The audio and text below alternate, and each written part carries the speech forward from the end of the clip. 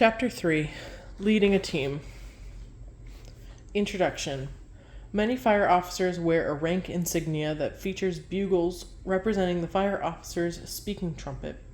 At the turn of the 20th century, such a trumpet was used to shout orders on the fire ground. Today, this symbol emphasizes the fire officer's requirement to communicate. Although the technology has certainly advanced, communication skills remain critically important in the fire service.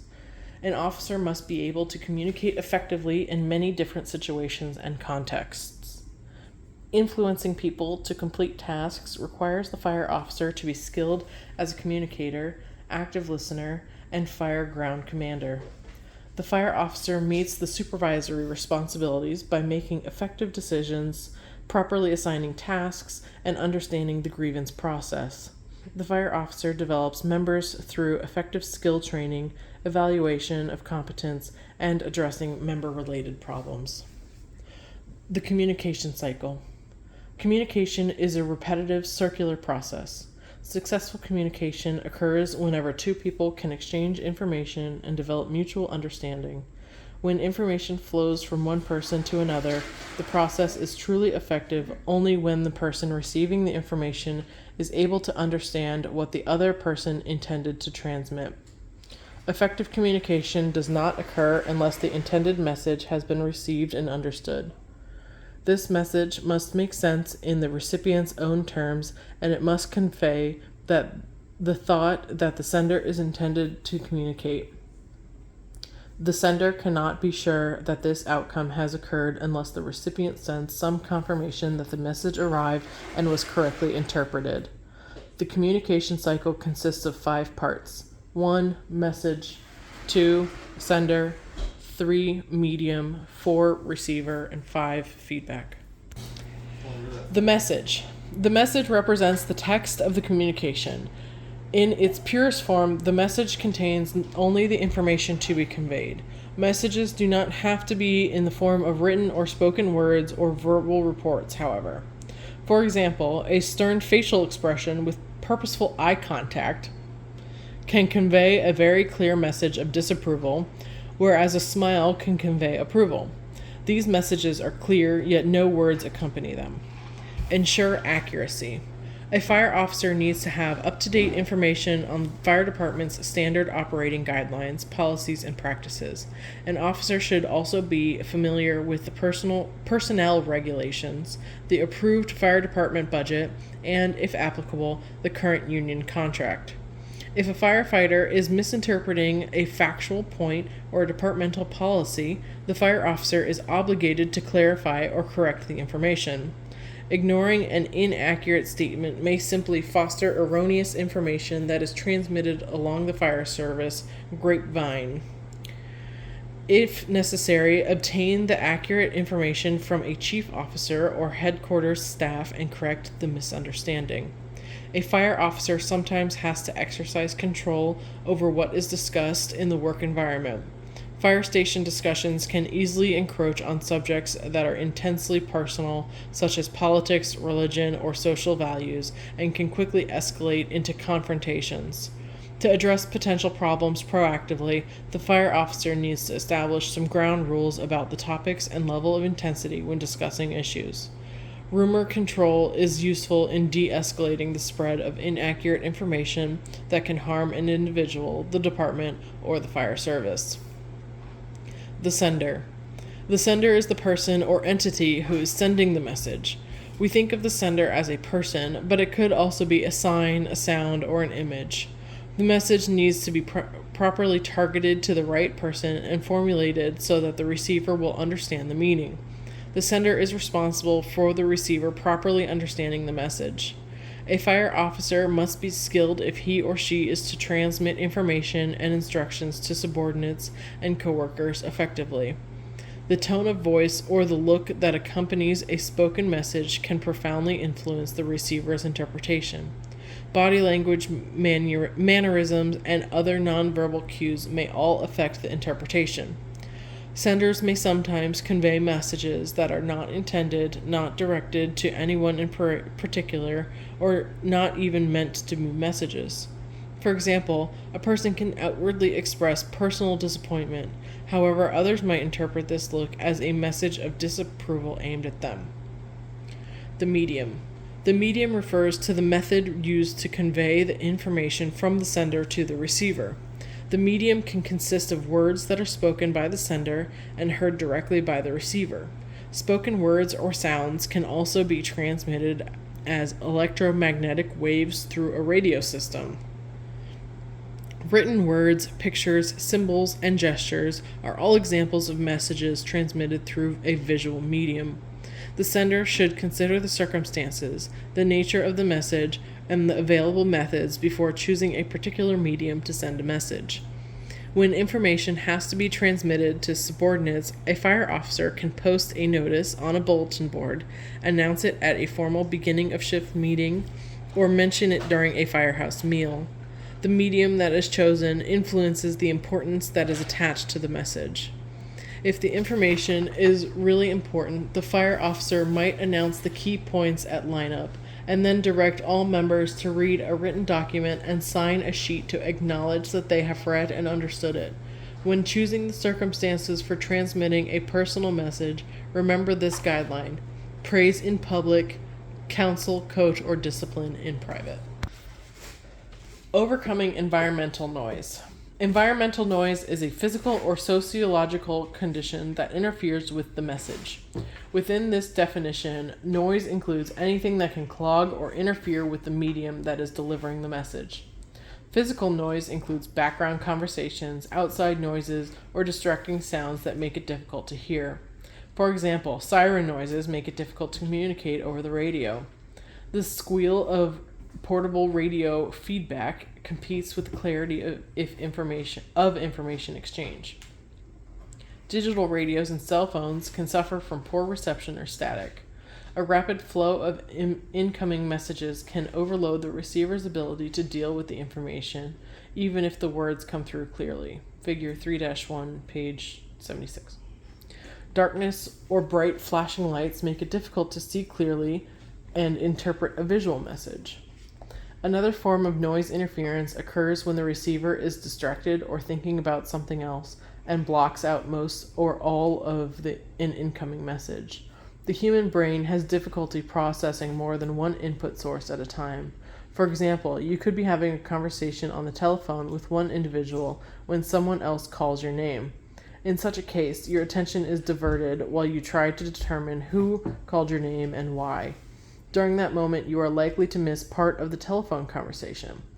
A similar situation occurs if the sender or receiver is unable to concentrate on or respond to the message due to fatigue, boredom, or fear.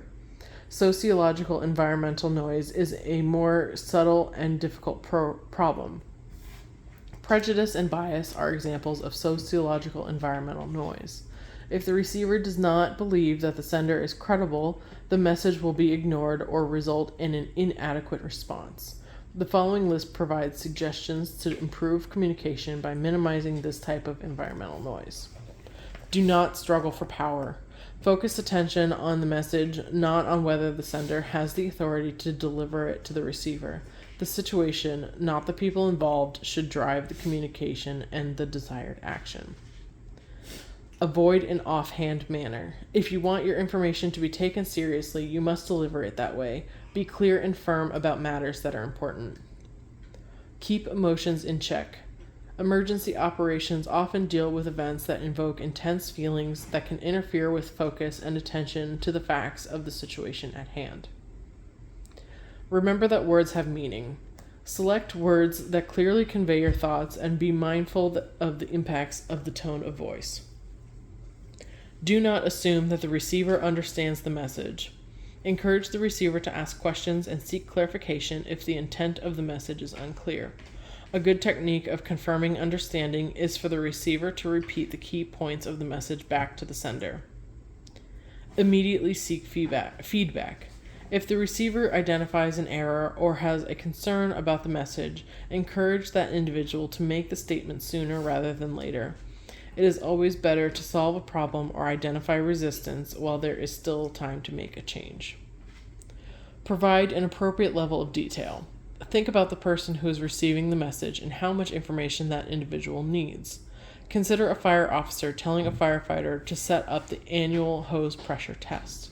The information needs are different for a firefighter who has 22 years of experience as a pump operator versus a rookie who has 22 days on the job. Watch out for conflicting orders. Make sure that your message is consistent with information coming from other sources. A fire officer should develop a network of peers to consult when dealing with unfamiliar or confusing situations.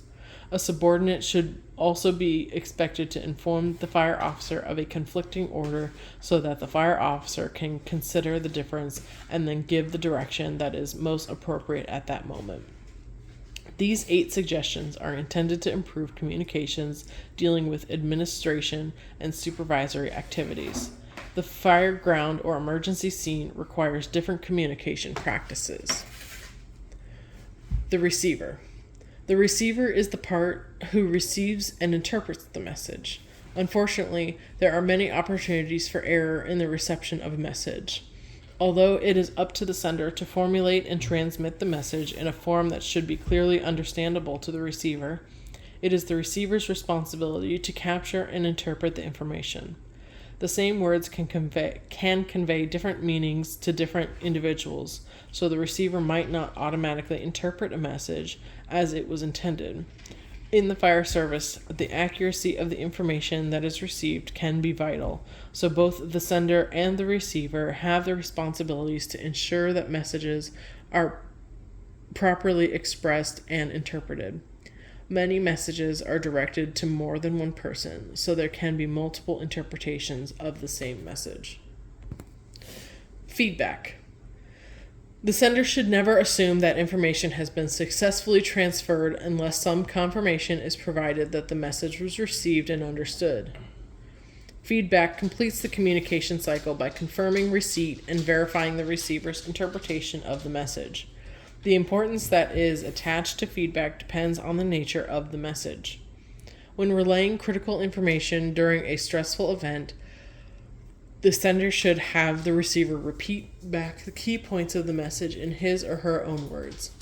Without feedback, the sender cannot be confident that the message reached the receiver and was properly interpreted. Active listening. The ability to listen becomes increasingly important as one advances through the organization. A firefighter must listen effectively to information that is coming from a higher level. A fire officer must also be able to listen to company members or other subordinates and accurately interpret their comments, concerns, and questions. Listening is a skill that must be continually practiced to maintain proficiency. A typical listening situation for a fire officer could be a meeting with a firefighter who is expressing a problem or a concern. Listening in a face-to-face situation is an active process that requires good eye contact, alert body posture, and frequent use of verbal engagement. Figure 3-2, page 77. The purpose of active listening is to help the fire officer understand the firefighter's viewpoint to solve an issue or a problem. The following techniques may help improve your listening skills. Do not assume anything. Do not anticipate what someone will say. Do not interrupt. Let the individual who is trying to express a point or position have a full say. Try to understand the need. Often the initial complaint or problem is a symptom of the real underlying issue. Look for the real reason the person wants your attention. Do not react too quickly. Try not to jump to conclusions. Avoid becoming upset if the situation is poorly explained or if an inappropriate word is used. The goal is to understand the other person's viewpoint. Stay focused. It is easy to get sidetracked and bring unrelated issues into a conversation. Directed questioning is a good method to keep a conversation on topic. If the speaker starts to ramble, ask a specific question that moves the conversation back to the appropriate subject.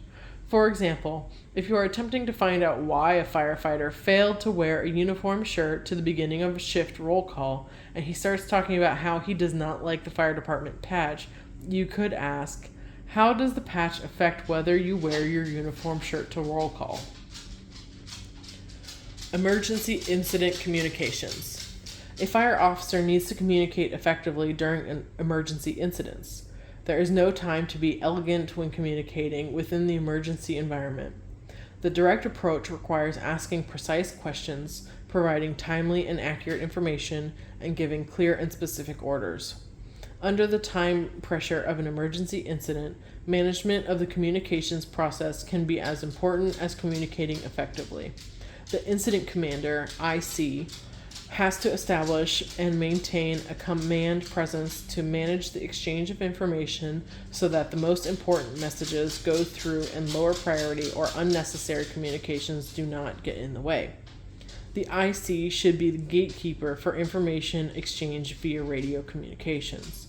Additional control can be added by stating, "Units stand by." In severe situations, requesting emergency radio traffic only will reduce communications to immediate necessary communications. This is critical in the event of a mayday situation or substantial change in fire conditions that must be communicated without delay or interference. Key points for emergency communications are as follows. Be direct. Speak clearly. Use a normal tone of voice. If you are using a radio, hold the microphone about 2 inches from your mouth. If you are using a repeater system, allow for a time delay after keying the microphone. Use plain English rather than 10 codes. Use common terminology that is recognized by the National Incident Management System, NIMS, especially when interacting with multiple agencies and disciplines. Try to avoid being in the proximity of other noise sources, such as running engines. Using the communications order model. The communications order model is a standard method of transmitting an order to a unit or company at the incident scene. It is designed to ensure that the message is clearly stated, heard by the proper receiver, and properly understood. It also confirms that the receiver is complying with the instruction. Command. Ladder 2 from command. Ladder 2. Ladder 2. Go ahead, command. Command. Ladder 2. Come in on side Charlie and conduct a primary search on the 2nd floor. Also advise if there is any fire extension to that level. Ladder 2. Ladder 2 going to side Charlie to do a primary search on the 2nd floor and check for fire extension. Commander. Ladder 2, that is correct. Initial situation report to dispatch. The first arriving company at an incident needs to describe conditions to the dispatch center concisely. The content of the initial radio report needs to meet the departmental operating procedures. In addition, this verbal picture establishes the tone of the incident. A fire officer who provides a calm and complete description of the situation on arrival demonstrates leadership and ability to control the action that will occur. An officer who gives the impression of confusion, indecision, or uncertainty fails the first test of leadership. If a specific requirement for the initial communications has been established, a radio report should meet those criteria. Otherwise, the report should include the following information. Identification of the company arriving at the scene. A brief description of the incident situation. This may include providing information about the building size, occupancy, hazardous chemical release, or multiple vehicle accident. Obvious conditions such as a working fire, multiple victims, a hazardous material spill, or a dangerous situation. Brief description of action to be taken. Engine 2 is advancing an attack line into the 1st floor. Declaration of strategy to be used, offensive or defensive. Any obvious safety concerns. Assumption, identification, and location of command.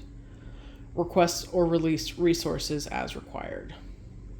A calm, concise, and complete radio report helps the dispatch center, the chief officer, and other responding companies to understand the situation at hand. It is important to use radio terminology that meets the department's SOPs, and it is clear to everyone who is listening. Close compliance with the communication SOPs is an important component of effective fire ground command. A visit to the dispatch center is a valuable experience for every fire officer.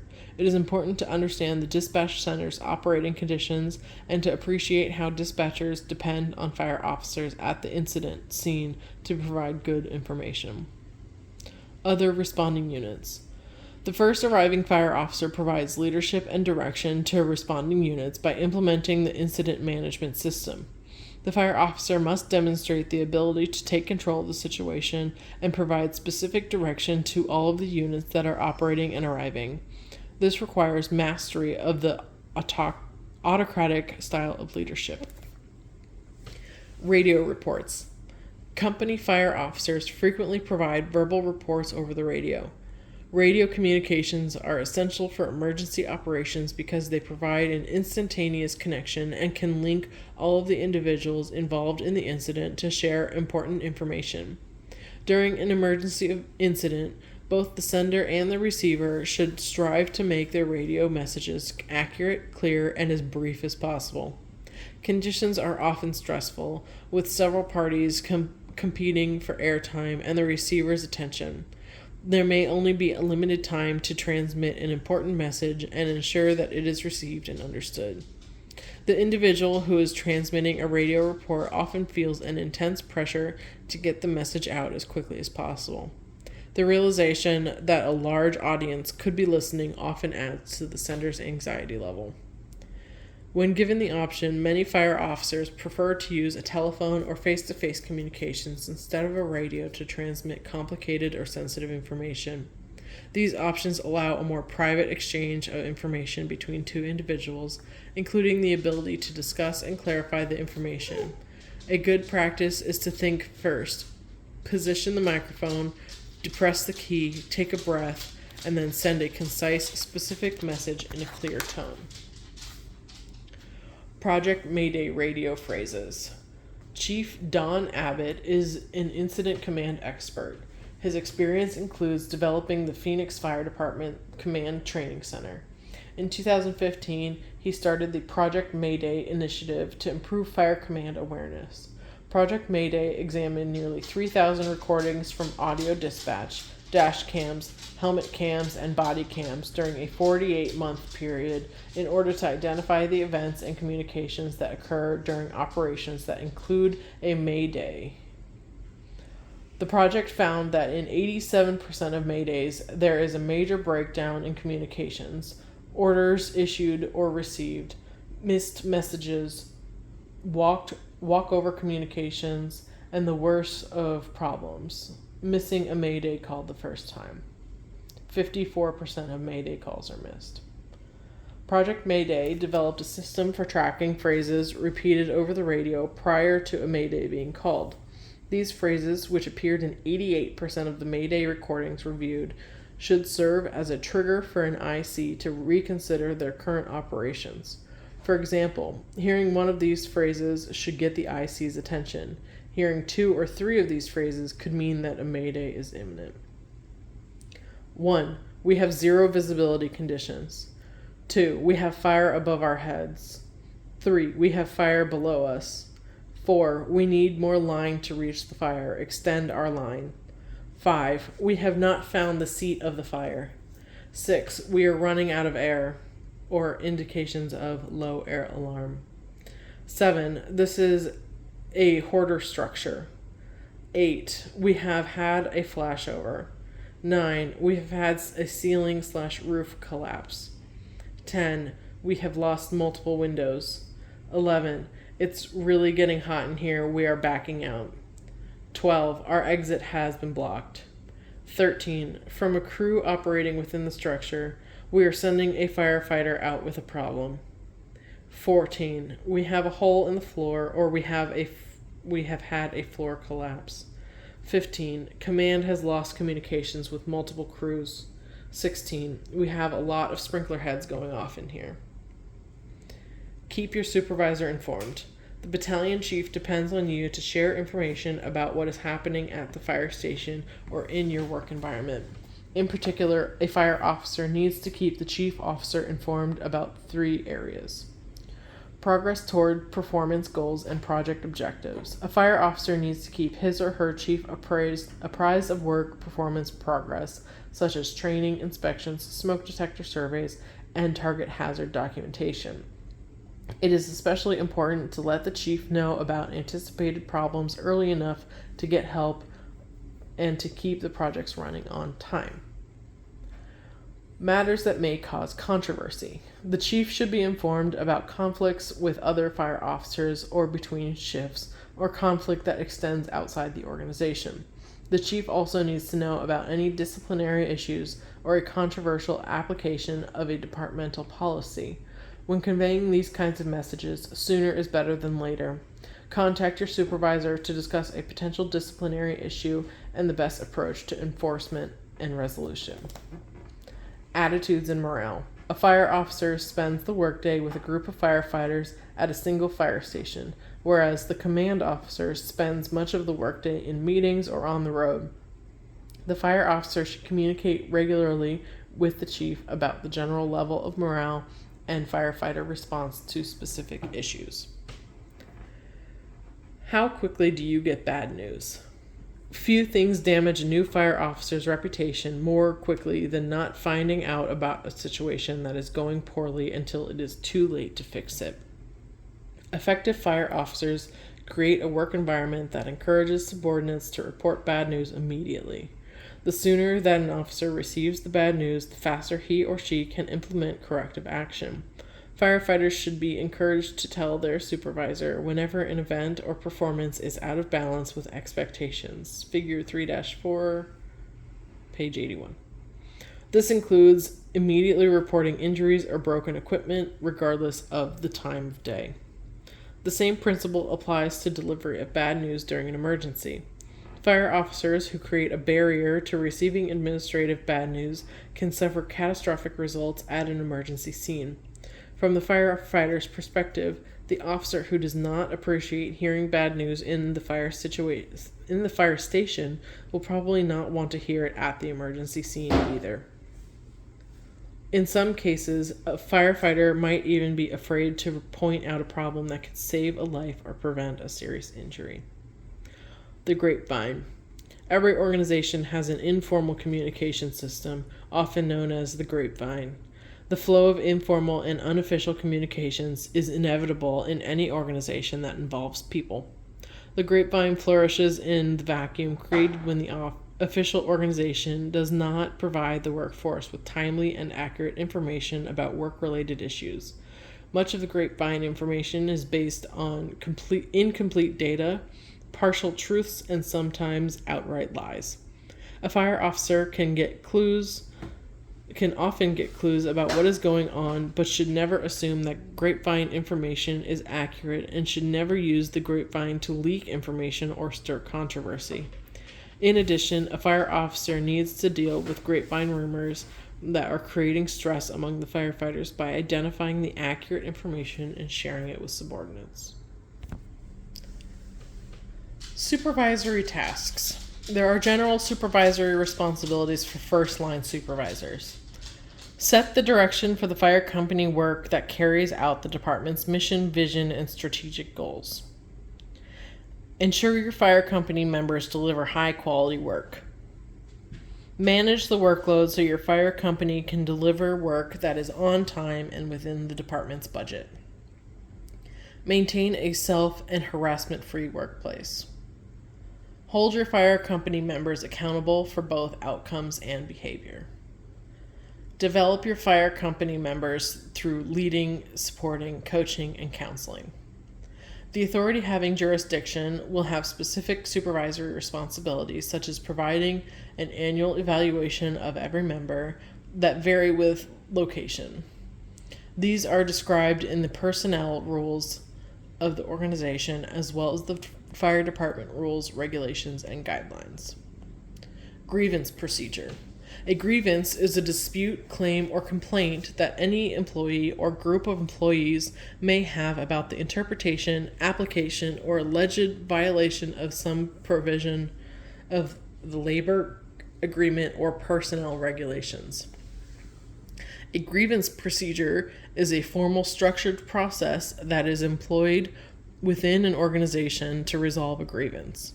In most cases, the grievance procedure is incorporated in the personnel rules or the labor agreement and specifies a series of steps that must be followed in a particular order. If the problem cannot be resolved in a mutually acceptable manner at one level, it can be taken to the next level, and so on, up to some ultimate level where an individual or body has the final authority to impose a binding decision. The grievance procedure should specify a sequential process and a timeline to move through the steps. The grievance can be resolved at any point by management accepting the complaint and the corrective action requested by the grievant, or by both sides reaching a negotiated settlement that is acceptable to each party. If management rejects the claim, the grievance can be taken to the next level. The timeline ensures that a grievance will not remain stalled at any level for an excessive time period. An employee can contact a union representative at any time to discuss a situation, including how the union interprets the rule in question and whether a grievance should be submitted. The employee's union representative usually becomes formally involved at either the first or second step of the grievance process. The union representative acts as an advocate for the individual or group that submitted the grievance. The union becomes more deeply involved as the process moves through the various steps of the grievance procedure, particularly in cases in which the problem has broad impact within the organization. The objective should always be to resolve the problem at the lowest possible level in the shortest possible time. Grievances that must be processed through multiple steps are disruptive, time-consuming, and costly to both sides. The ability to resolve problems at a low level is an indication of a healthy organization with a good labor management relationship, whereas a steady stream of grievances moving up to the highest levels is a symptom of major relationship problems. The following section outlines one version of the grievance procedure. The details of and sequences described here may differ in other fire departments. A similar process can be established to resolve disputes in fire departments where there is no formal labor contract, even in an all-volunteer organization. The most important responsibility for a fire officer is to know and follow the procedures that apply in his or her organization. Sample step 1. The grievant presents his or her complaint verbally to a supervisor shortly after the occurrence of the action that gave rise to the grievance. In some organizations, this non-documented verbal notification is called an informal grievance, or step 0. Even this informal step requires the grievant to provide 3 important pieces of information: the article and section of the labor agreement or personnel regulation alleged to have been violated, a full statement of the grievance giving facts, dates, and times of events as well as specific violations, a statement of the desired remedy or adjustment. Sample step 2. The second step initiates the formal part of a grievance procedure. If the problem is not resolved at step 1, the employee may prepare and submit a written grievance, figure 3-5, page 83. This is usually submitted on a specified grievance form. The employee's supervisor, and the personnel office all receive a copy of the grievance. The supervisor has 10 calendar days to reach a decision and provide a written reply to the grievant. Failure to respond to the grievance within 10 days means that the supervisor has denied the grievance, and the grievant can immediately go to step 3. Sample step 3. A step 3 grievance is written out on another specific grievance form and again specifies the article and section of the contract or personnel regulation alleged to have been violated, the dates, times, and specific violations that are alleged to have taken place, and the desired remedy or adjustment. Copies of the step 2 grievance form and the supervisor's response are attached to this document. A step 3 grievance is submitted to a second level supervisor, typically an administrative fire officer who has 10 calendar workdays to respond. If the grievance is denied or the administrative fire officer does not respond within the specified time, the grievant can move to step 4 and present his or her grievance to the fire chief. Sample step 4. If the grievance remains unresolved, the grievant can present it to the fire chief or designee as the 4th step. The same written information must be submitted along with all of the documentation from the previous steps. The fire chief has 10 workdays to respond to a step 4 grievance. If the fire chief does not respond within the time frame, or if the grievance remains unsettled, the process moves out of the fire department to a mediator, personnel board, or civil service board for resolution. In this example, the grievance goes to the municipal administrator and, if not resolved at that level, goes to federal or state arbitration. Making decisions. A fire officer is called upon to make many different types of decisions about a wide variety of subjects. Most of the problems that arise are fairly uncomplicated, although they are not necessarily easy to solve. Moving up in the ranks means an exponential increase in decision-making situations. Often the problems become more complex at higher levels of the hierarchy and can require the participation of multiple organizations. The following systematic approach is recommended to ensure high-quality decision-making. 1. Define the problem. 2. Generate alternative solutions. 3. Select a solution. 4. Implement the solution. 5. Evaluate the result. Although this 5-step technique appears to be designed for situations where plenty of time is available, the same basic approach is used for emergency incidents. A fire officer should be able to move quickly through these steps. Training and experience will prepare you as the fire officer to identify the pertinent problem, generate realistic solutions, and select the best option quickly. Define the problem. The first step in solving any problem is to examine the problem closely and to define it carefully. A well-defined problem is one that is half solved. Poorly defined problems, in contrast, waste tremendous time and effort. Richard Gassaway, Ph.D., is a retired fire chief who has studied fire officer decision-making. Fire officers should know what is going on within the organization and address most difficult issues before they become major problems. The best way to prevent major problems is to deal successfully with minor issues before they reach the crisis stage. Figure 3-6, page 84.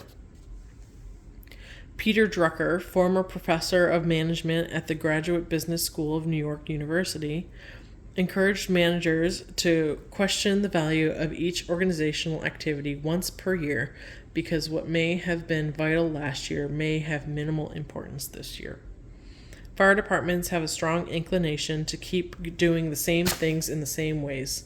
The fire officer should identify which activities can be changed, improved, or updated. If there's a better way to do something, then give it appropriate consideration. If the department is doing something that is no longer worth doing, why not use the time to do something more productive? The best people to solve the problem are usually those who are directly involved in the problem. The fire officer who is struggling with a new incident management clipboard in the rain has a valuable perspective on what might improve the clipboard's performance.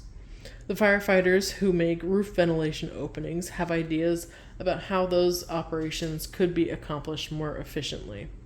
Company-level problems are most likely to be solved by involving the members of the company. Generate alternative solutions. Brainstorming is a method of shared problem solving in which all members of a group spontaneously contribute ideas. A typical fire company is a good size and a natural group for brainstorming. Firefighters are usually very adept at solving problems. The following 8 steps will assist the fire officer when brainstorming alternative solutions. 1. Using a flip chart, whiteboard, or chalkboard, write out the problem statement. Everyone should agree with the words used to describe the problem. 2. Give the group a time limit to generate ideas. Although the scope of the problem is a factor, 15 to 25 minutes seems to work well for groups of 4 to 16. 3. The fire officer should function as the scribe. The scribe writes down the ideas and keeps the group on task. Tell everyone to contribute alternative solutions. At this point, there's no commenting on ideas. All suggestions are welcome. 5.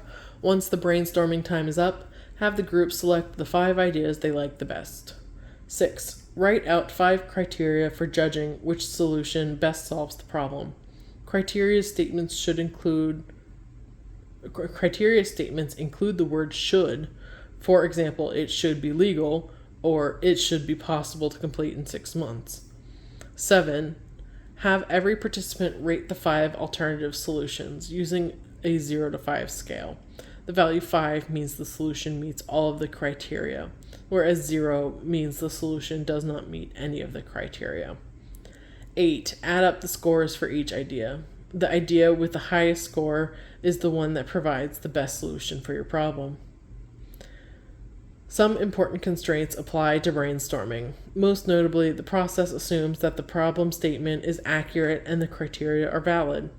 On occasion, the best solution that comes out of a fire station may crash at headquarters because of a criterion or restriction that is unknown to the fire officer, such as a new federal or state regulation. A legitimate problem-solving process has to be reasonable and based on logic and organizational values. Firefighters should be able to anticipate that their decision will be implemented if it meets the criteria. Going through a process that results in no change or provides no feedback to the fire company members is the quickest way to destroy firefighter participation in the decision-making process. A legitimate process reinforces the trust between the fire company and the fire administration. Select a solution. At this point in the decision-making process, the fire officer will have defined the problem, generated solutions, and ranked them based on criteria. Criteria are based on factors important to the department, the work group, and the fire officer. These may be found in the department's mission statement or core values. For example, if participation in local neighborhoods is one of the core values, a solution that increases the fire department's involvement in local neighborhoods would be preferred. Implement the solution. Once the decision has been made, the solution still has to be implemented. The implementation phase is often the most challenging aspect of problem solving, particularly if it requires the coordinated involvement of many different people. One reason for involving as many players as possible in making the decision is to capture their commitment to the plan when it is time for implementation. Consider a plan for reducing the number of fire fatalities in residential occupancies.